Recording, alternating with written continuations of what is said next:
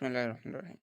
আজকে আমরা আলোচনা করব শাইখ মুহাম্মদ বিন আব্দুল ওয়াহাব রহিমাহুল্লাহকে নিয়ে।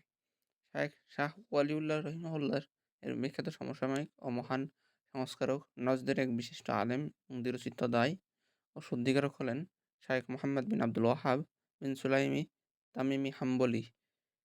শায়খ মুহাম্মদ বিন আব্দুল ওয়াহাব সুলাই সুলাইম তামিমি হাম্বলি 1115 থেকে 1206 হিজরি মোতাবেক 1707 থেকে 1792 খ্রিস্টাব্দ। তিনি জন্ম তারিখ হিসেবে শাহ সাহেবের কাছাকাছি 1 বছরের পরে, আর মৃত্যু তারিখ হিসেবে তার চেয়ে 30 বছরের পরে। সমসাময়িক হওয়া এবং একাধিক বিষয়ে উভয়ে পরিষ্কার মিল থাকা সত্ত্বেও তাদের কখনো সাক্ষাৎ দূরের কথা খোঁজ সম্পর্কে এই একজন সম্পর্কে অন্যজনের জানাশোনার ও অদ্যাবধি কোনো খোঁজ পাওয়া যায়নি। অর্থাৎ শাহ ওয়ালিউল্লাহ মুহাদ্দিস দেহলভী রহিমাহুল্লাহ সাহেব 1143 হিজরিতে হজের জন্য গমন করেন এবং 1 বছরের অধিক সময় হিজাজে অবস্থান করেন। এটা সেই সময়ের কথা যখন শাইখ মুহাম্মদ ইবনে আব্দুল ওয়াহাব রহিমাহুল্লাহর দাওয়াত ও সংস্কার আন্দোলনে নজদের সীমিত কিছু অঞ্চল উই উআইনা, দুরাইয়া প্রভৃতি এলাকায় সীমাবদ্ধ ছিল। আমির মুহাম্মদ ইবনে সাউদ তখন পর্যন্ত শাইখের হাতে বায়াত হননি। আর না তাদের দুজনের মধ্যে দাওয়াতের প্রচার এবং তার ভিত্তিতে রাষ্ট্র প্রতিষ্ঠা ও এর সমর্থন দানের কোনো চুক্তি ও সমঝোতা হয়েছিল। পরবর্তীতে এই এর সমর্থন দানের কোনো চুক্তি হয়েছিল। পরবর্তীতে চুক্তি হয় 1158 হিজরিতে, যার ফলে দুরাইয়া দাওয়াতের কেন্দ্রস্থল ও একটি ধর্মীয় রাজধানী হয়ে যায়। হিজাজে শায়েখের দাওয়াত পরিচিতি, প্রভাবে ও কার্যকারিতা সৃষ্টি হয়। যখন সে সময় হিসেবে যখন 1218 হিজরিতে শায়েখের ইন্তিকালের 12 বছর পরে আর শাহ সাহেবের ইন্তিকালের 42 বছর পরে মক্কা শরীফের ওপর সৌদ পরিবারের দখল প্রতিষ্ঠিত হয়। শাইখ মুহাম্মদ বিন আব্দুল ওয়াহাব রহিমাহুল্লাহর দাওয়াত ও চেষ্টা সংগ্রামের মূল পরিধি ছিল খালেস তাওহীদের দাওয়াত ও তাবলীগ, শিরক প্রতিরোধ, জাহেলিয়াতের রীতিনীতির মূলোৎপাটন, যার কিছু দৃশ্য ও নিদর্শন সময়ের দূরত্ব, মূর্খতা ও উলামায়ে কেরামের উদাসীনতার কারণে আরব উপদ্বীপের পশ্চিমাঞ্চলের কোনো এলাকায়ও গদরে ছড়িয়ে পড়েছিল। তাওহীদে উলুহিয়া ও তাওহীদে রুবুবিয়্যাতের অর্থাৎ খোদা, দায়িত্বের ও প্রভু একত্ববাদের পার্থক্য, আল্লাহর পক্ষ থেকে তার বান্দাদের প্রতি যে একত্ববাদের দাবি পবিত্র কোরআনে কারিমে এর সুস্পষ্ট আহ্বান করা হয়েছে, তার বিশ্লেষণ ও অনুসন্ধান। এক্ষেত্রে শায়েখ যে সফলতা লাভ করেন, অতীত যুগের সংস্কারকদের মধ্যে এর নজির পাওয়া কঠিন।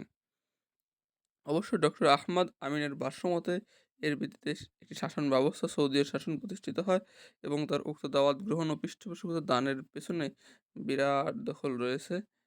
কিন্তু প্রকৃত প্রস্তাবে শায়েক এক্ষেত্রে একটি বৈপ্লবী সংস্কারের কৃতিত্ব স্থাপন করেন। আর যদি তার চিন্তাধারা, দাওয়াত প্রদানের অবস্থা, প্রকৃতি ও কর্মপদ্ধতির সঙ্গে কোনো বিজ্ঞজনের শতভাগ ঐক্যমত না হয়, তথাপি এই দাওয়াতের উপকারিতা, প্রভাব, প্রতিক্রিয়া, ফলপ্রসূতা এবং বিশেষ অবস্থা প্রেক্ষিতের প্রয়োজনীয়তা স্বীকার করা যায় না। একত্ববাদের আকীদা স্পষ্টতা ও ব্যাখ্যা বিশ্লেষণ, কোরআন এর আলোকে এর সত্যতা প্রমাণ এবং তাওহীদে উলুহিয়া ও তাওহীদে রুবুবিয়্যাতের মধ্যে পার্থক্য যতদূর, শাহ ওয়ালিউল্লাহ রহিমা শাহ ওয়ালিউল্লাহ মুহাদ্দিস শাহ দেহলভী রহিমাহুল্লাহ সাহেব এবং শাহ আব্দুল ওয়াহাব রহিমাহুল্লাহ এর চিন্তাধারা ও জ্ঞান গবেষণার বিরাট সাদৃশ্য পরিলক্ষিত হয়, যা কোরআন কারিমের গভীর ও যথার্থ মুতাআলা চেষ্টা সাধনা এবং কোরআন সুন্নাহ সম্পর্কে অগাধ বুদ্ধির ফসল, এবং যা তৎকালীন সময়ে শাইখুল ইসলাম ইমাম ইবনে তাইমিয়া রহিমাহুল্লাহ এবং নিজ নিজ যুগে অন্যান্য গবেষক ও সংস্কারকদের তদরূপ সাফল্য পৌঁছে দিয়েছে, যাদেরকে প্রকাশ্য দু ঘণ্টার দাওয়াত তাওহীদের প্রচারে উদ্বুদ্ধ করেছে। কিন্তু শাহ সাহেবের কর্মপরিধি, তার ইসলাহ ও সংস্কার কর্মের সীমানা এর চেয়ে অনেক বেশি বিস্তৃত।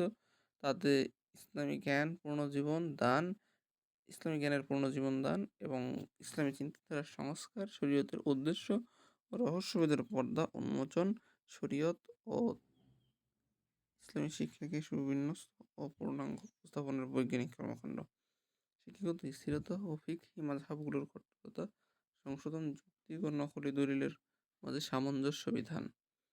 ফিকহি মাযহাবগুলোর মধ্যে আল্লাহর করুণা মুস্তাহিদ সুলুক কাজ, ভারতবর্ষে ইসলামী শক্তি ও নেতৃত্ব রক্ষার প্রচেষ্টা।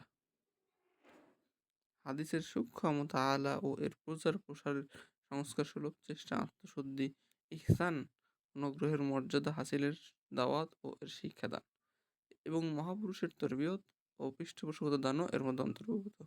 সেই সাথে শাহ সাহেবের এখানে আল্লামা ইকবালের ভাষায় হিজাজি রেখেজার তথা খাঁটি তাওহীদের পুণ্যভূমিতে জমজমের মধুর প্রস্রবণ ইশক প্রেম ও হৃদ্যতার মধুর ধারা বা পাহাড় খোদাই করে তৈরি ঐতিহাসিক এক নদী ছিল, যা শাহ সাহেবের খাস পরিবেশ, তরবিয়ত, তাসাউফ ও সুলুকের সুফল, যার নমুনা তার স্থিতিমূলক গজল ও আবেগময় ছন্দ কবিতায় পরিলক্ষিত হয়। দিক থেকে তার এবং শাইখ মোহাম্মদ ইবনে আব্দুল ওহাব রহিমাহুল্লাহর যার সংগ্রাম অবস্থায় গৌরবময় তুলনামূলক অধ্যয়ন এবং তাদের মধ্যে সাদৃশ্য ও সমন্বয় সৃষ্টির অনুসন্ধান অপেক্ষা শাহ সাহেব এবং শাইখুল ইসলাম হাফেজ ইমাম ইবনে তাইমিয়া রহিমাহুল্লাহ এর তুলনামূলক আলোচনা এবং তাদের ঐক্যমত ও মতবিরোধের অনুসন্ধান করা অধিক উপযোগী, কারণ দুজনের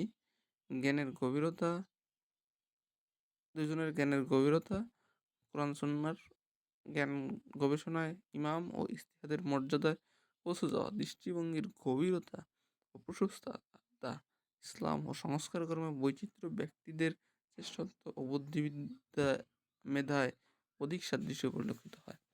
আর এই কিতাবের স্থানে স্থানে এদিকে ইঙ্গিত করে এসেছি যে সেই ভিন্নতা সত্ত্বেও যা তালিম, তরবিয়ত ও শিক্ষা দীক্ষার স্থান ও পরিবেশ কালের পার্থক্য এবং সুলুক ও বাতেনি তরবিয়ত আধ্যাত্মিক শিক্ষা এর সফল পরিণতি।